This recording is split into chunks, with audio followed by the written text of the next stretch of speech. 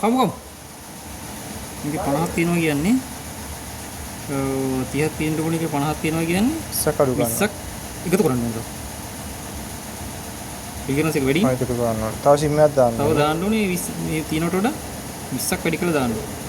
හරිද? ඊට පස්සේ මේක තියෙන්න ඕනේ 20යිනේ.